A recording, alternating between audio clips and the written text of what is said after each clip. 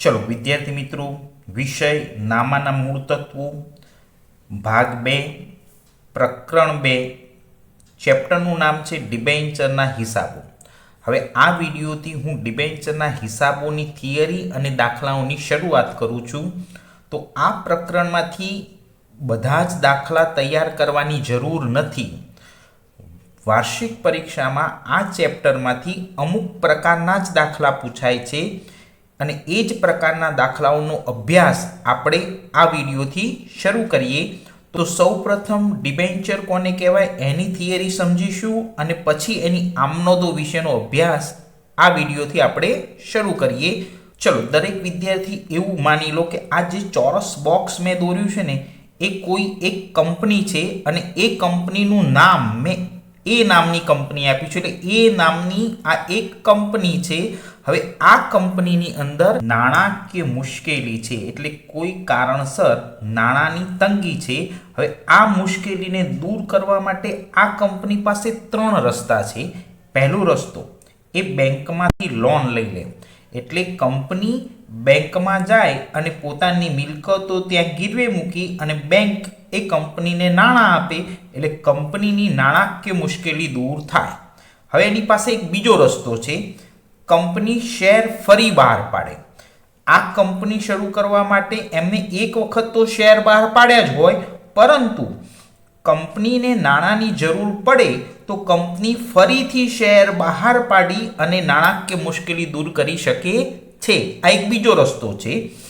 જો company loan કે share બહાર પાડીને નાણાં મેળવવા ન માંગતી હોય, એટલે આ બે રસ્તા અપનાવવા ન માંગતી હોય, તો કંપની પાસે એક ત્રીજો રસ્તો છે ડિબેન્ચર। હવે આ ડિબેન્ચર બહાર પાડીને પણ કંપની પોતાની નાણાકીય મુશ્કેલી દૂર કરી શકે છે। આ ડિબેન્ચરને જ બોન્ડ તરીકે ઓળખવામાં આવે છે। વર્તમાન સમયની અંદર ડિબેન્ચરને બોન્ડ સ્વરૂપે પણ ઓળખવામાં આવે છે। તો આ ડિબેન્ચર કોને કહેવાય ને એની હું આ વિડીયોમાં સમજૂતી શરૂ કરું। તો એના માટે અહીંયા દરેક જણ ધ્યાનથી જુઓ। મેં અહીંયા 3 વ્યક્તિઓ દોર્યા છે। હવે આ 3 વ્યક્તિઓ છે ને, તમે દરેક વિદ્યાર્થી એવું માની લો કે જાહેર જનતા છે। જાહેર જનતા એટલે આપણે બધા અંદર આવી ગયા। તો આ જાહેર જનતા પાસે નાણાં પડ્યા છે અને એ જાહેર જનતા પોતાના નાણાં કંપનીમાં રોકવા માંગે છે। જો આ જાહેર જનતા પોતાના નાણાં કંપનીમાં રોકવા માંગે તો એને રોકાણકાર કહેવાય। પોતાના નાણાંનું રોકાણ જો એ કંપનીમાં કરે તો કંપની માટે એ રોકાણકાર કહેવાય। હવે કંપની શું કરશે તો દરેક જણ ધ્યાનથી સાંભળજો। કંપની પોતાની મિલકતો એટલે કંપનીમાં જે મિલકતો છે, જમીન, મકાન, યંત્ર, ફર્નિચર, માલ સ્ટોક, આ મિલકતો એ જાહેર જનતાની સમક્ષ ગીરવે મૂકી દેશે।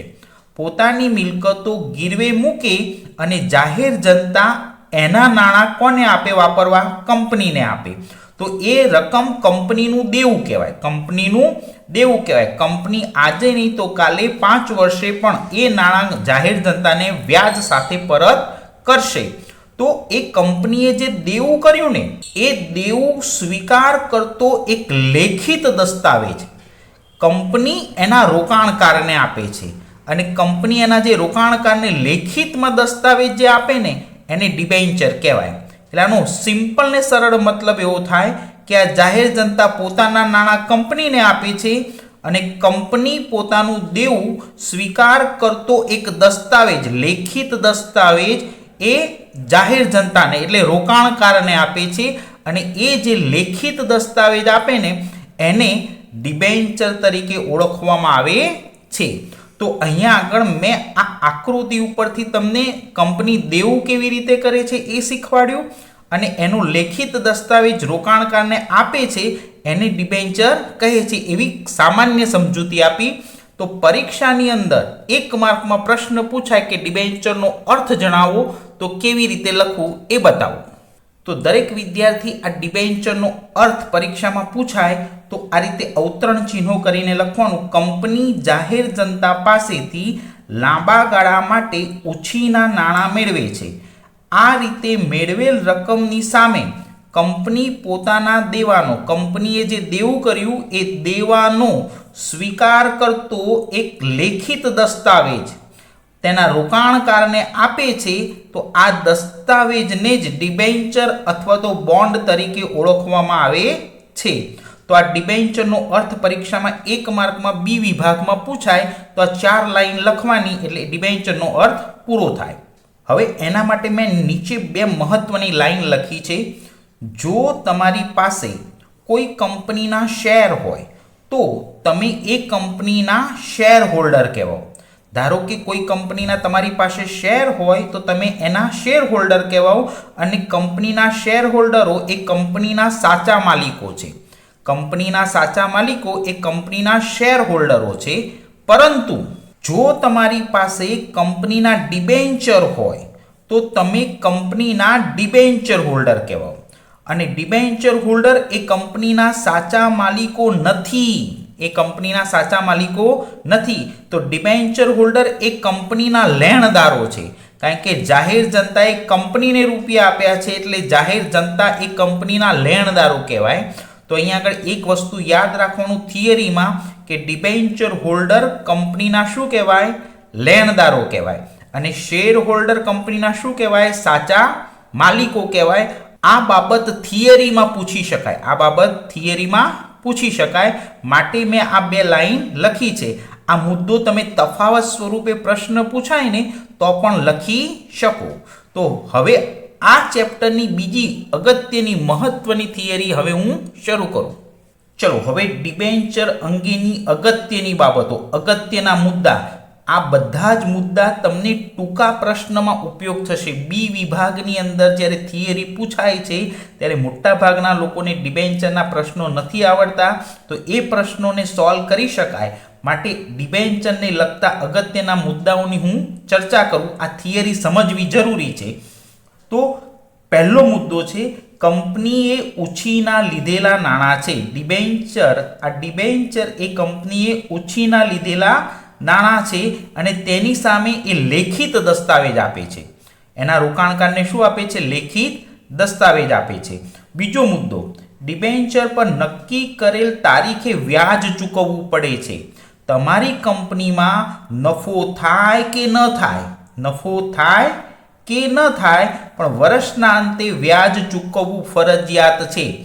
જો તમે કોઈપણ કંપનીના ડિબેન્ચર ખરીદ્યા હોય તો તમને દર વર્ષે વ્યાજ ચૂકવવું પડે. હવે 3 નંબરનો મુદ્દો, આમાંથી થિયરીનો પ્રશ્ન પૂછાય છે કે ડિબેન્ચર અમુક મુદત એટલે સમય માટે બહાર પાડવામાં આવે છે. એ સમય કેટલો હોય ને એ સમયને લગતો એક પ્રશ્ન પરીક્ષામાં પૂછાય છે. તો હું ફરી રિપીટ કરું છું. ડિબેન્ચર અમુક સમય અથવા તો મુદત માટે બહાર પાડવામાં આવે છે અને એ મુદતના અંતે તમારે નાણાં પરત કરી દેવા પડે. કંપની એ ડિબેન્ચર હોલ્ડરોને નાણાં પરત કરે છે. તો એનો સમય કયો?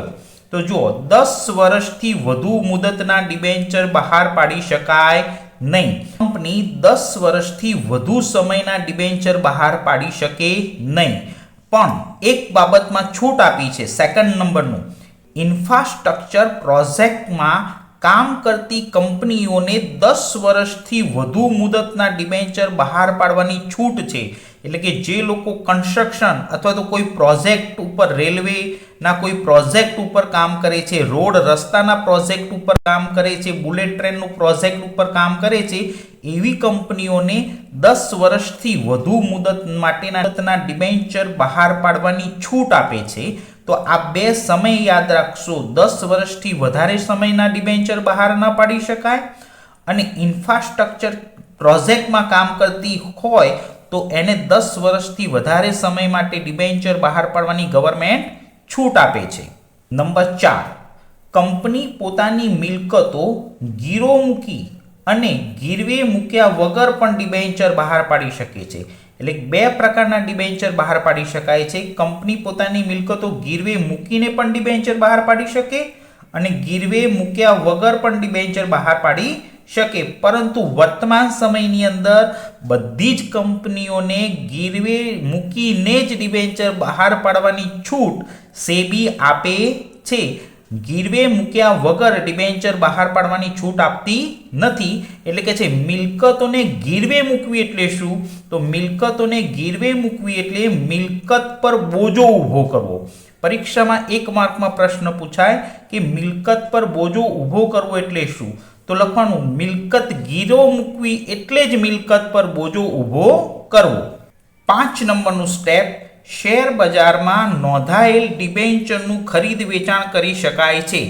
જેમ શેર માર્કેટ સવારે 9:15 ઓપન થાય તો જેમ શેરનું ખરીદ વેચાણ કરી શકાય એમ ડિબેન્ચરનું પણ ખરીદ વેચાણ કરી શકાય છે. નંબર 6, ડિબેન્ચર હોલ્ડરને કંપનીના કોઈ પણ બાબતમાં મત આપવાનો અધિકાર નથી. તમે જો કોઈ કંપનીના ડિબેન્ચર હોલ્ડર હોવ તો તમે એક કંપનીની વહીવટી બાબતમાં કોઈ પણ મત આપી શકો નહીં, કારણ કે કંપનીના ડિબેન્ચર હોલ્ડરો કંપનીના લેણદાર છે. એ કંપનીના સાચા માલિક નથી, માટે એને મત આપવાનો અધિકાર નથી. ડિબેન્ચર હોલ્ડર હપ્તાની રકમ ન ભરે તો ડિબેન્ચર જપ્ત કરી શકાતા નથી. એટલે કે ડિબેન્ચર હોલ્ડર અરજીના નાણાં ભરે, મંજૂરીના ભરે, પરંતુ જો કોઈ હપ્તાની રકમ ન ભરી શકે તો કંપની એ ડિબેન્ચર જપ્ત કરી શકતી નથી, કારણ કે ડિબેન્ચર એ કંપનીનું દેવું છે. કંપનીનું શું છે? દેવું. માટે દેવું ક્યારે જપ્ત કરી શકાય નહીં. એટલે ડિબેન્ચર હોલ્ડર કોઈ પણ રકમ ન ભરે તો ડિબેન્ચર જપ્ત કરી શકાતા નથી. 8 નંબરનો મુદ્દો, ડિબેન્ચરનું શેરમાં રૂપાંતર કરી શકાય છે. આ મુદ્દો કન્વર્ટેબલ ડિબેન્ચર 11મા ધોરણની અંદર આ થિયરી પણ આવતી હતી. ડિબેન્ચરનો એક પ્રકાર છે. કંપની પોતાના ડિબેન્ચરનું શેરમાં રૂપાંતર કરી શકે, પણ શેરનું ડિબેન્ચરમાં રૂપાંતર કરી શકાય નહીં. પરીક્ષામાં પ્રશ્ન પૂછાય કે જેનું શેરમાં રૂપાંતર કરી શકાય તેવા ડિબેન્ચરને કયા ડિબેન્ચર તરીકે ઓળખવામાં આવે છે? તો રૂપાંતરિત અથવા તો કન્વર્ટેબલ ડિબેન્ચર તરીકે ઓળખવામાં આવે છે. ઇન શોર્ટ એવું યાદ રાખવાનું છે કે ડિબેન્ચરનું શેરમાં રૂપાંતર કરી શકાય, પરંતુ શેરનું ડિબેન્ચરમાં રૂપાંતર કરી શકાતું નથી. ચલો, આ થિયરીનો 9મો મુદ્દો, કંપનીના વિસર્જન વખતે કંપની શેર હોલ્ડર કરતા પહેલા રકમ ડિબેન્ચર હોલ્ડરને ચૂકવે છે. કંપનીની અંદર શેર હોલ્ડર પણ હોય અને ડિબેન્ચર હોલ્ડર પણ હોય, અને જો કંપની બંધ થાય એટલે કંપનીનું વિસર્જન થાય ને તો કોને રૂપિયા પહેલા ચૂકવાય? તો કે શેર હોલ્ડર કરતા ડિબેન્ચર હોલ્ડરને પહેલી રકમ ચૂકવવામાં આવે છે. આ પ્રશ્ન થિયરીમાં પૂછી શકાય છે. વિસર્જન વખતે સૌ પ્રથમ નાણાં પરત લેવાનો અધિકાર કોનો છે? તો સૌ પ્રથમ ડિબેન્ચર હોલ્ડરને નાણાં પરત લેવાનો અધિકાર છે. તો અહીંયા આગળ હું આ થિયરી પૂરી કરું. તો હવે એ જ રીતે એક બીજી થિયરી સમજીએ કે ડિબેન્ચરના પ્રકારો જણાવો. તો હું આ વિડીયોની અંદર માત્ર ડિબેન્ચરના જે પ્રકારો છે એના નામની જ સમજૂતી આપીશ, એની અંદરની ડિટેલ થિયરી ભણાવતો નથી, એ પછી ભણાવીશ. પહેલાં આ ડિબેન્ચરના પ્રકારો કયા છે ને એના નામ જાણી લઈએ. પરીક્ષાની અંદર આમાંથી કોઈ પણ એક પ્રકાર 3 માર્કની થિયરીમાં પૂછી શકાય. તો પહેલો સ્ટેપ છે, જુઓ, જામીનગીરીને આધારે ડિબેન્ચરના પ્રકાર જણાવો. પરીક્ષામાં એવો પ્રશ્ન પૂછાય, જામીનગીરીને આધારે ડિબેન્ચરના પ્રકારો જણાવો. તો ઘણી બધી વખત એવું બને છે કે છોકરા આ 2 નામ લખીને જ આવે છે, આની અંદરની થિયરી લખતા નથી, તો પરીક્ષામાં માર્ક નહીં મળે. જે વિદ્યાર્થી આ ટાઇટલને આધારે આ 2 નામ પણ લખે અને આની અંદર આવતી થિયરી પણ લખે તો જ એને 3 માર્ક મળશે. તો પહેલું સ્ટેપ, જામીનગીરીના આધારે ડિબેન્ચરના 2 પ્રકાર છે. એક તારણવાળા ડિબેન્ચર અને તારણ વગરના ડિબેન્ચર. આ તારણવાળા ડિબેન્ચરનું બીજું નામ છે ગીરવી ડિબેન્ચર, અને આનું બીજું નામ છે સાદા ડિબેન્ચર. સાદા ડિબેન્ચર એટલે જ તારણ વગરના ડિબેન્ચર. હું આનો સામાન્ય અર્થ સમજાવું. કંપની પોતાની મિલકતો ગીરવે મૂકીને જે ડિબેન્ચર બહાર પાડે ને એને તારણવાળા કહેવાય, અને ગીરવે મૂક્યા વગર જો ડિબેન્ચર બહાર પાડે તો એને તારણ વગરના ડિબેન્ચર કહેવાય. આની સંપૂર્ણ થિયરી ચોપડીની અંદર આપી છે. હું અત્યારે આ વિડીયોમાં એની ચર્ચા કરતો નથી. હવે બી, ફેરબદલીની શક્યતા કે વિધિને આધારે ડિબેન્ચરના પ્રકાર. તો ફેરબદલીની શક્યતાને આધારેના 2 પ્રકાર છે, રજિસ્ટર્ડ ડિબેન્ચર અને બેરર ડિબેન્ચર. એટલે આનો મતલબ એમ થાય કે રજિસ્ટર્ડ ડિબેન્ચર કે જે ડિબેન્ચર હોલ્ડરે કંપનીમાં નાણાં રોક્યા હોય તો તે વ્યક્તિનું નામ, સરનામું, એના ઓફિસનું એડ્રેસ, એની બેંકની સંપૂર્ણ ડિટેલ, આ બધી જ જો કંપનીમાં રજિસ્ટર એટલે નોંધાયેલી હોય તો તેને રજિસ્ટર્ડ ડિબેન્ચર કહેવામાં આવે છે. અને બેરર ડિબેન્ચર એટલે એવો ડિબેન્ચર કે કોઈ ડિબેન્ચરે કંપનીને નાણાં આપ્યા છે પણ એનું નામ, સરનામું કાંઈ જ કંપનીમાં નોંધાયેલું હોય નહીં, તો તેવા ડિબેન્ચરને બેરર ડિબેન્ચર કહે છે. આ બેરર ડિબેન્ચર એ ચલની નોટ જેવા છે. જો આપણી પાસેથી આ બેરર ડિબેન્ચર ખોવાઈ જાય અને જેના હાથમાં આવે એ એનો માલિક બની જાય છે. તો માટે બેરર ડિબેન્ચર એ સામાન્ય રીતે જોખમકારક છે. જે ખોવાઈ ગયા ને તો પછી આના નાણાં આપણને મળે નહીં. જેની પાસે હોય એ એનો સાચો માલિક બની જાય અને એ વ્યક્તિ જ એના નાણાં લઈ જાય. એટલે રજિસ્ટર્ડ ડિબેન્ચર અને બેરર ડિબેન્ચર એ વિધિના આધારે એના બે પ્રકાર છે. હવે ત્રીજું સ્ટેપ જોઈએ. પરત કરવાની શરત મુજબ ડિબેન્ચરના પ્રકાર જણાવો. તો પરત કરવાપાત્ર ડિબેન્ચર અને પરત ન કરવાપાત્ર ડિબેન્ચર. આ પરત ન કરવાપાત્ર ડિબેન્ચરને કાયમી ડિબેન્ચર તરીકે પણ ઓળખવામાં આવે છે. તમારે દરેક વિદ્યાર્થી આનું બીજું નામ યાદ રાખવાનું છે. પરત કરવાપાત્ર ડિબેન્ચરને ઇંગ્લિશમાં રિડીમેબલ ડિબેન્ચર કહે છે અને ન કરવાપાત્ર ડિબેન્ચરને ઇરિડીમેબલ ડિબેન્ચર કહે છે.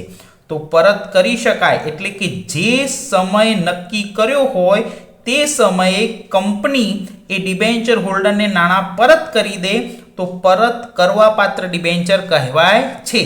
પરંતુ પરત કરવાનો સમય પહેલેથી કહેવામાં ન આવે તો પરત ન કરવાપાત્ર ડિબેન્ચર તરીકે ઓળખવામાં આવે છે.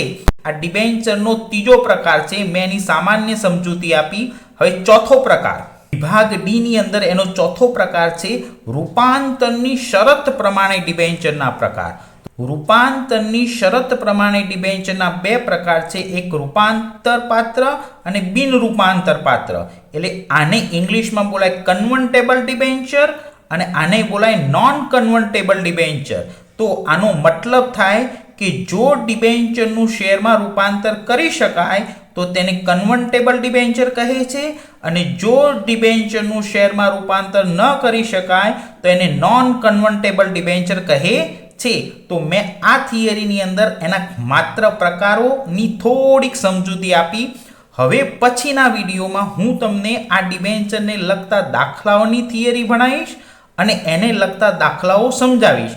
તમારે આ સામાન્ય થિયરી જે છે ટેક્સ્ટબુકમાં આપેલી છે એના આધારે તૈયાર કરવી પડશે.